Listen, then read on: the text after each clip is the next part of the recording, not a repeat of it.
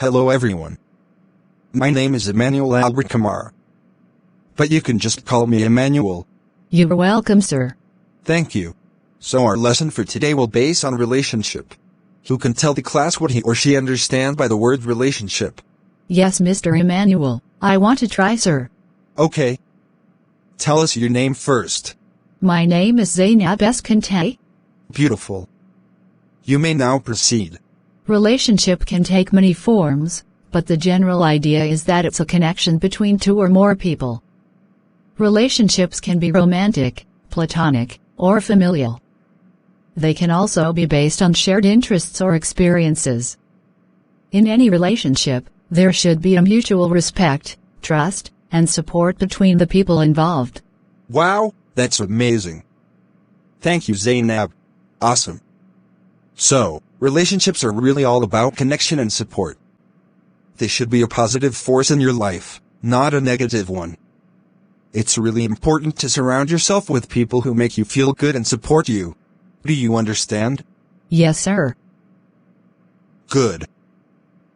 Now let's talk about the types of relationship. There are so many different types of relationships. Let's see. There are romantic relationships, such as dating, marriage, or a long-term partnership. Then there are platonic relationships, like friendships, work relationships, or even mentorships. And then there are family relationships, which can be with blood relatives or chosen family. Hope you are with me? Yes, sir. Wonderful! So, let's talk more about the differences between the different types of relationships. Romantic relationships often involve physical and emotional intimacy, while platonic relationships usually don't involve physical intimacy. In family relationships, the bond is usually based on shared experiences and a sense of duty or obligation. Do you understand? Yes, Mr. Emmanuel. Another important factor is the amount of time spent together.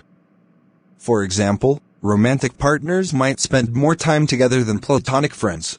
Well, romantic partners often live together, share finances, and spend a lot of their free time together. Platonic friends might see each other less often, and might not have as much financial entanglement. In a work relationship, the amount of time spent together might depend on whether you're co-workers or just work for the same company. Do you understand? Yes, sir. Fantastic. So now that we've covered the different types of relationships, let's talk about how to maintain healthy relationships. The most important thing is communication. Whether it's romantic, platonic, or familial, all relationships require good communication. Good communication is important for two main reasons. First, it helps build trust and understanding. If you can express your needs and wants to the other person, and they can do the same, it makes it easier to create a relationship where both of you feel respected and cared for. Second, good communication can help resolve conflicts. When there are misunderstandings or disagreements, clear communication can help you work through them. Hope you're learning? Yes, sir. I'm glad we're on the same page. Another important part of maintaining healthy relationships is boundaries. Boundaries are what separate your needs and wants from the other person's. They help you maintain your own identity and sense of self. Yes, sir. I want to ask a question. You can ask Zainab. What do you mean by healthy boundaries in relationship? Good question. Healthy boundaries in relationships are basically like guidelines that protect your emotional, physical, and mental well-being. For example, let's say you have a friend who always calls you in the middle of the night, even though you've asked them not to. That's crossing a boundary. Healthy boundaries would mean that you set a clear rule, like I won't answer the phone after 9 p.m. Do you see what I mean? Yes. But I still need better explanation, sir. Okay, no problem. Let's dig in a bit more. Basically, healthy boundaries are about respecting your own needs and respecting the other person's needs. Sometimes, those needs can conflict, but setting boundaries can help find the balance. Boundaries can be about time, space, finances, intimacy, or anything that affects your sense of self. For example, you might have a boundary about how often you see a friend, or how much money you're willing to lend them. Do you understand a bit better now? Yes, sir. Wonderful! I'm glad that's making sense. Now, setting boundaries can be hard, because some people might not respect them. In that case, it's important to be assertive and stand up for yourself. It's also important to be flexible, because sometimes boundaries can change depending on the situation. Do you think you're assertive enough in your relationships? I'm not in a romantic relationship, sir. I'm a student. Oh, you're right. You don't have to be in a romantic relationship to have healthy boundaries. Boundaries are just as important in all kinds of relationships, including friendships, family relationships, and work relationships. Do you have good boundaries with your teachers, classmates, or other people you interact with regularly? Mostly. That's great. Mostly is really good. Nobody's perfect. Just keep practicing and you'll get better at setting boundaries. Do you feel like you have a sense of who you are and what's important to you? That's part of having healthy boundaries. Okay, sir. Having a strong sense of yourself and what you need is an important part of setting boundaries. So now, let's talk about how to set boundaries. The first step is figuring out what your needs are. What makes you feel comfortable and safe? And what makes you feel uncomfortable or unsafe? Can you think of any examples, Zainab? Surely. One example of a need is needing time to recharge. Some people need time alone to recharge their batteries.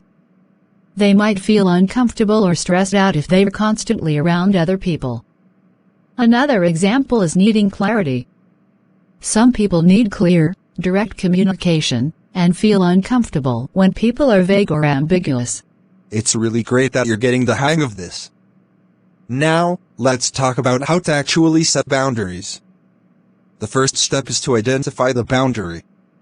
For example, you might realize that you need some quiet time to recharge. Then, you can communicate that boundary. You might say something like, I need some time to myself after work to relax and recharge. Once you've communicated the boundary, the next step is to stick to it. That can be the hardest part. If someone asks you to do something that crosses your boundary, you might feel tempted to say yes. But it's important to remember that your needs are important, and it's okay to say no.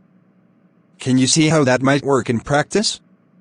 Let's try a specific example. Say a friend asks you to hang out with them after work, but you know you need some time to recharge. What might you say to them? Remember, you want to be clear and direct, but also respectful. I will say it like this.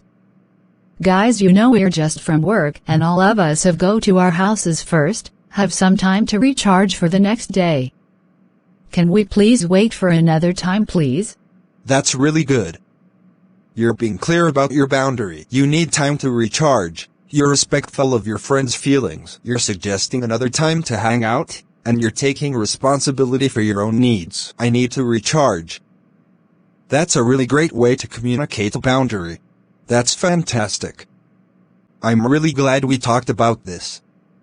Boundaries are so important, and it's great that you're learning how to set them. Do you have any other questions about setting boundaries? Not really, sir. Good. So here ends our first session. We'll meet some other time.